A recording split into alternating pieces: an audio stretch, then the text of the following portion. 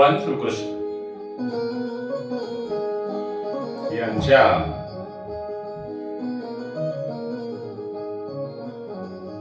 अवतार कार्यांच्या ज्या काही लीला आहेत त्या आता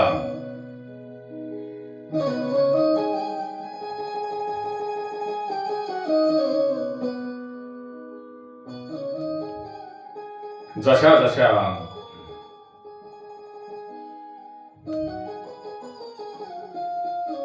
बालकृष्ण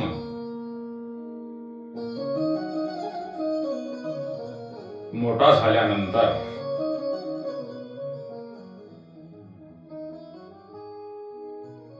तो वृंदावनामध्ये जाण्याची इच्छा व्यक्त करतो.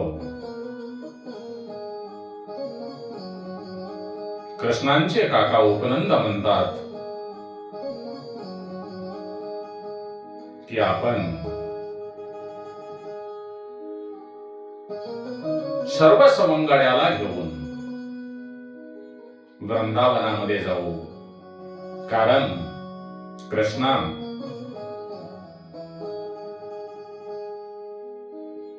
आता गावामध्ये खेळणे पुरे झाले. आता आपण गोकुळातील सर्व बालकांना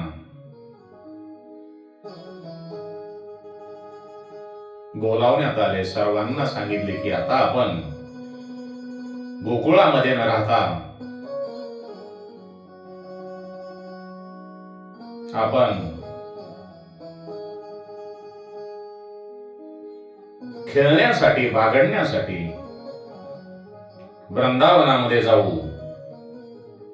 ही जी गोष्ट आहे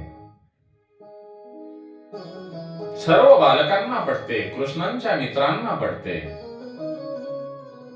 आणि मग सर्वच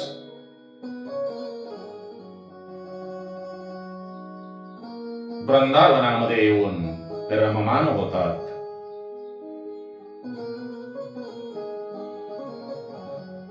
आता तुम्ही म्हणाल वृंदावन म्हणजे काय?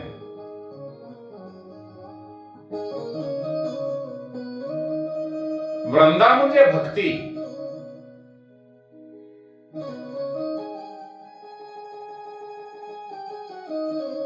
वृंदा म्हणजे भक्ती.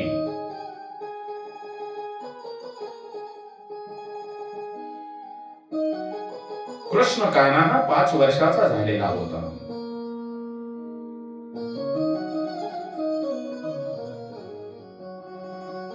आणि जसे कृष्णाला त्याचे काका उपनंद वृंदावनामध्ये घेऊन गेले, घेऊन जाण्याची सूचना देऊ लागले. ती वृंदा म्हणजे भक्ती. आणि आपण सुद्धा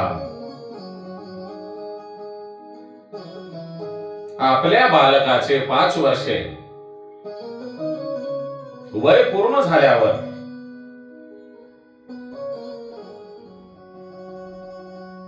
बालकाचे लाड करू नयेत.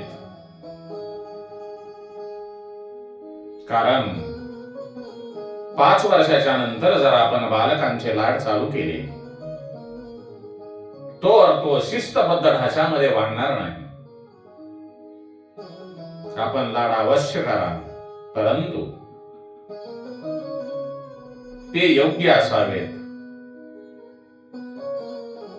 बालकाने जसे म्हणेल तसे आपण जर वागले तर बालकांच्या आवडीनिवडी वाढत जातील.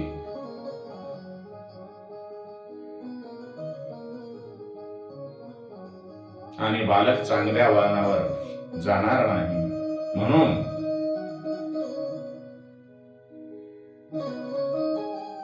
प्रत्येकाने आपल्या बालकाकडे विशेष लक्ष देऊन बालक 5 वर्षाचा झाल्यानंतर त्याला चांगले मार्गदर्शन दिले पाहिजे. म्हणजे तो बालकानासारखा, बालकृष्णासारखा शूरवीर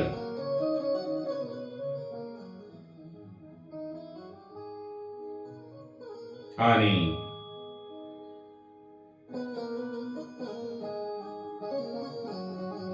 जगाला ज्यांची ओळख करून घ्यावी वाटेल असा तो बालक होईल. कारण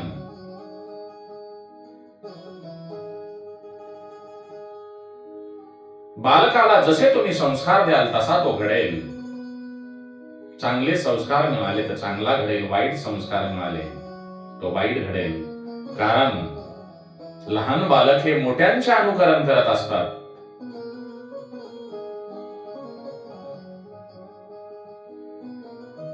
बालकृष्ण हे 5 वर्षाचे झाल्यानंतर त्यांची सवंगडी आणि बालकृष्णाला त्यांचे काका वृंदावनामध्ये घेऊन येतात. ज्ञानी आणि वयोवृद्ध संतांची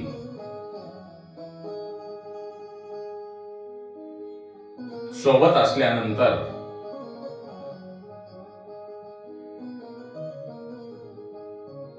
पुतणेची भीती नसते.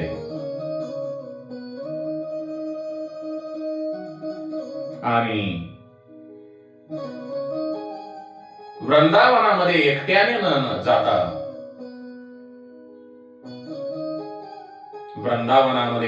न जाता सर्वांना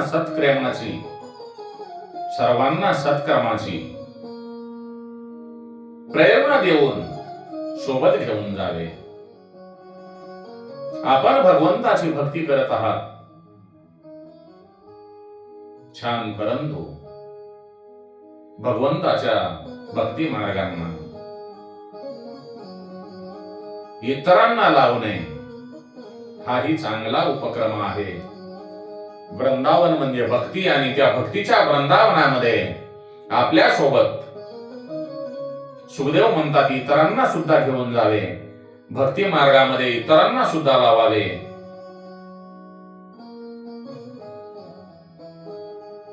भक्ती मार्गाचे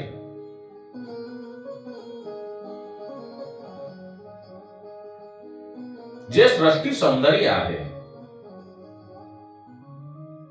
तेथील गोवर्धन पर्वत, यमुना नदीचा किनारा,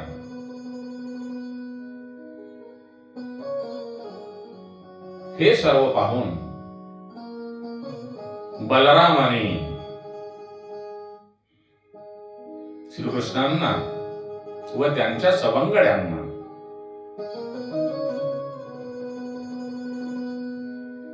अतिशय आनंद होतो.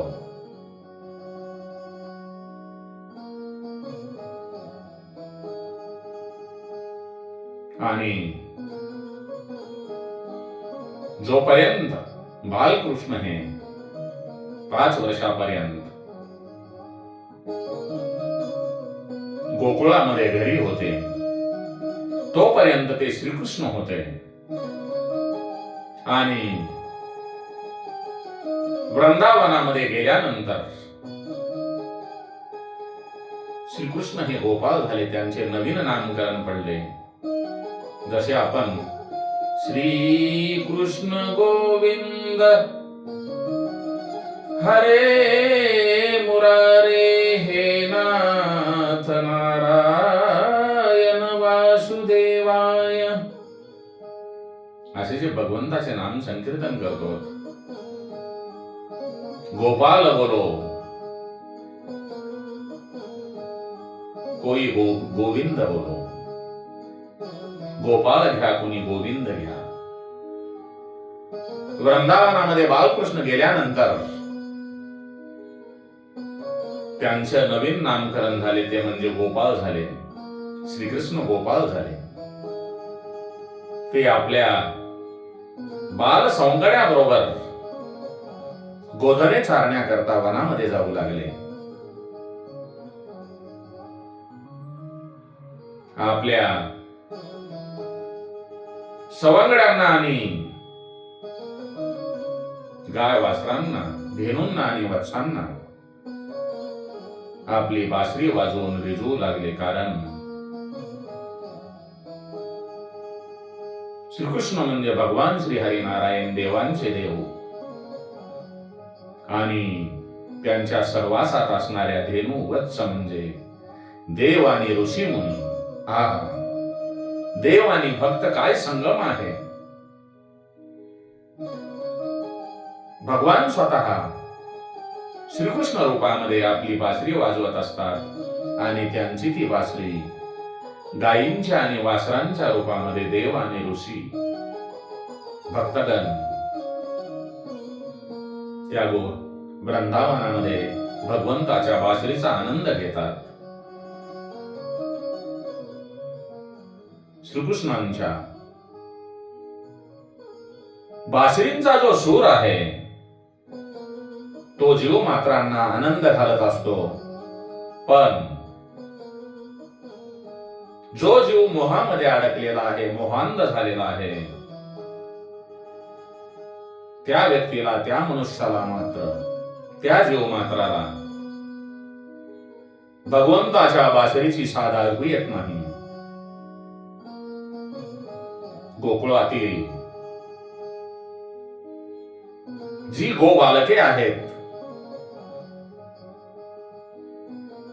आता ती वृंदावनामध्ये यमुना तीरावर प्रत्यक्ष या जगाचा मालक, या जगाचा पालक प्रभ्रम श्री गोपाळ कृष्णासोबत खेळत आणि बागडत होती. तेथे कंसाने पाठवलेले वत्सासुर आणि बकासुर येतात. आता तुम्ही म्हणाल वत्सासुर, वत्सासुर म्हणजे अज्ञान, अंधश्रद्धा. वत्सासुराचा अर्थ अज्ञान, अंधश्रद्धा आणि बकासुर म्हणजे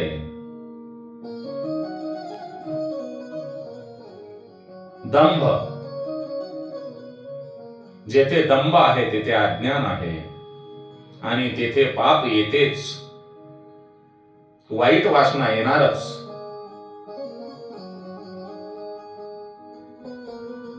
आघासुराच्या रूपाने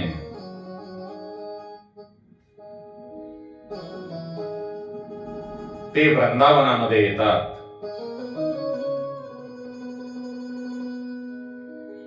श्रीकृष्ण वृंदावनामध्ये गेला आहे. तो आपल्या सवंगड्यासोबत गायी वासरांना चारत आहे. हे कंसाला कळते आणि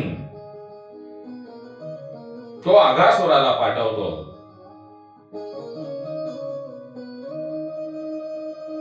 आघासुर मोठ्या अजगराचे रूप घेतो. तो त्याचे अकराळ विकराळ रूप पसरून यमुनेच्या वाटेवर पसरतो.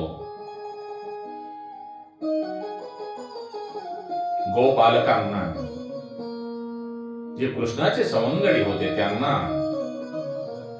त्या अजगराचे तोंड म्हणजे एक गुहा वाटते. श्रीकृष्ण त्यांच्या समोर उभा राहतो आणि मग सारे बाळ गोपाळ आणि गाय वासरे आघासुराच्या मुखामध्ये, तोंडामध्ये प्रवेश करतात. हसत आणि टाळ्या वाजवत ते आघासुराच्या मुखामध्ये प्रवेश करतात. सर्वांच्या मागून श्रीकृष्णही त्या आघासुराच्या मुखामध्ये प्रवेश करतात.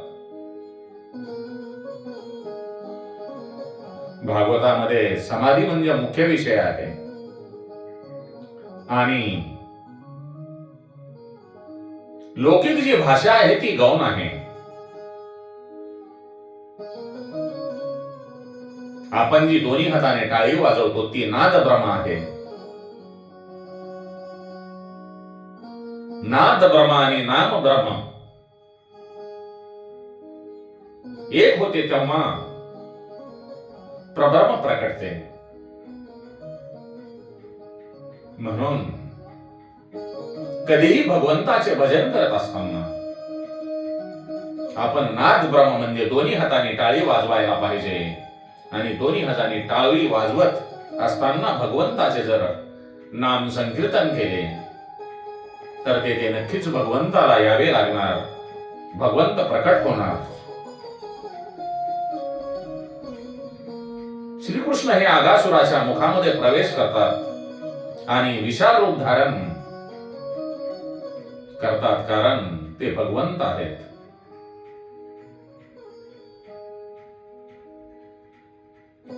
वामन अवतारामध्ये भगवंतांनी अकराळ विकराळ रूप घेऊन स्वर्ग मृत्यू पाताळ व्यापून टाकले होते. हा तो अगासुर आहे. फक्त पृथ्वी तलावर आणि वृंदावनामध्ये त्याने आपले अकराळ विकराळ रूप पसरून एक गुहेसारखे आपले मुख मोठे केले होते. ते भगवंतासाठी शून्य आहे, गौण आहे. भगवंतानी आपले अकराळ विकराळ रूप कृष्णांनी वाढवून आगासुराचा प्राण घेतलेला आहे. मग गो बालक आणि गाय वासरे बाहेर येतात. आगासुर हे पापाचे स्वरूप आहे. आगासुर हे पापाचे स्वरूप असून पापातून मुक्त होणे फार कठीण आहे. जोपर्यंत इंद्रियांना, आपल्या शरीराची जी इंद्रिय आहेत, त्या इंद्रियांना पाप करण्याची सवय असते, तोपर्यंत त्या जीवमात्राला, त्या मनुष्याला भक्ती मार्गामध्ये भक्तिरस निर्माण होणार नाही. कारण पाण्याने भरलेल्या भांड्यामध्ये दूध भरायचे असेल तर त्यातील आधी पाणी बाहेर काढून टाकावे लागते, मगच त्या भांड्यामध्ये दूध भरता येते. म्हणून माणसाने मनामध्ये आपल्या पापी विचार आले की किंवा पाप आले की लगेच ते काढून टाकावे. तुम्ही जर बेसावध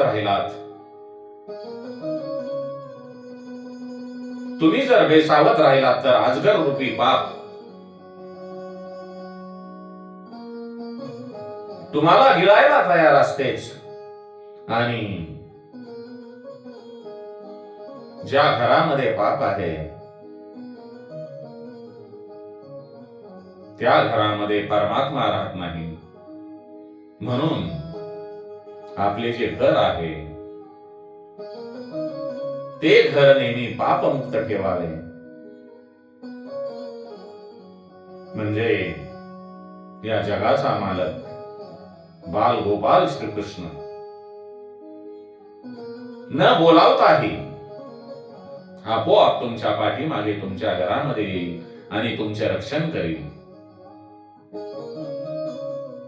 बाबांनो, भाविकांनो, जेथे मन आहे तेथे पाप आहे. आणि मनाच्या दारातूनच पापांचा प्रवेश होतो. जेथे मन आहे तेथे पाप आहे आणि त्या मनाच्या दारातून पापाचा या शरीरामध्ये प्रवेश होतो. आणि मग ते पाप जिभेवर येते. आणि जिभेवर आल्यानंतर ते आपले वर्तन बिघडवते. आणि ज्या वेळेला आपले वर्तन बिघडणार त्यावेळेला आपल्या हातून काहीतरी वाईट गोष्टी घडणार, पाप घडणार. म्हणून आपल्या मनामध्ये पापाला थारा देऊ नये. वाईट विचार आपल्या मनामध्ये आणू नका.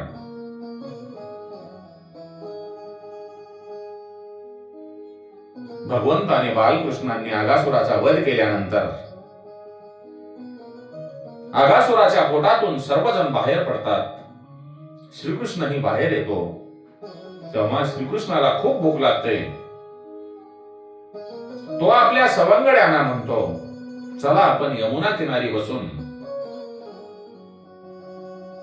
तेथेच जेवू, वासरांना इथेच चरू दे.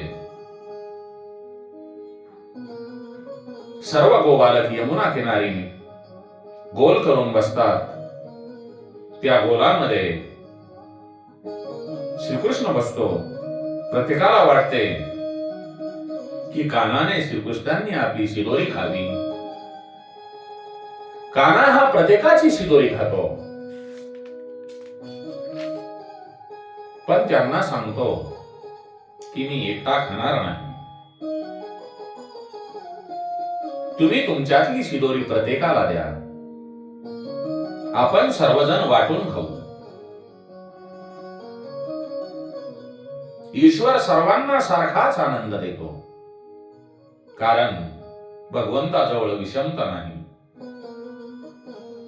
गीतेमध्ये भगवान श्रीकृष्ण अर्जुनाला सांगतात, अर्जुन जेव्हा हे भगवंता, मी तुम्हाला कसे पाहू, कोणामध्ये ओळखू. तेव्हा भगवंत अर्जुनाला सांगतात, हे अर्जुना, जे जे भेटे भूत तेथे मानिजे भगवंत. हेची थोर भक्ती निश्चित जाण माझी. हे अर्जुना, तुझ्या नजरेसमोर जो जो जीव दिसेल त्याच्यामध्ये तो मला पहा. त्यांच्याशी सौजन्याने वाग, चांगले वाग. हीच माझी भक्ती आहे. त्याप्रमाणे भगवंताकडे विषमता नाही बाबांनो. चांगले आणि वाईट लोक भगवंताला सारखेच आहेत. जो जसे कर्म करेल त्याला तसे फळ मिळेल. आणि आपण जर भगवंताने सांगितलेल्या कृतीप्रमाणे वागलोत आणि भगवंताच्या भजनामध्ये, भगवंताच्या चरणामध्ये लीन झालोत आणि भगवंताचे गुणगान गाऊन आपला जीव जेव्हा जीवपणा विसरतो, मी कोण आहे याची त्याला जाणीव राहत नाही, तेव्हा ईश्वरही आपला ईश्वरपणा विसरून त्या भक्तासाठी सदैव कोणतेही काम करण्यास तत्पर असतो आणि आपल्या सवंगड्याबरोबर खेळण्याचा, बागडण्याचा आनंद घेतात. म्हणून आपण थोडा वेळ भगवंताचे भजन करू.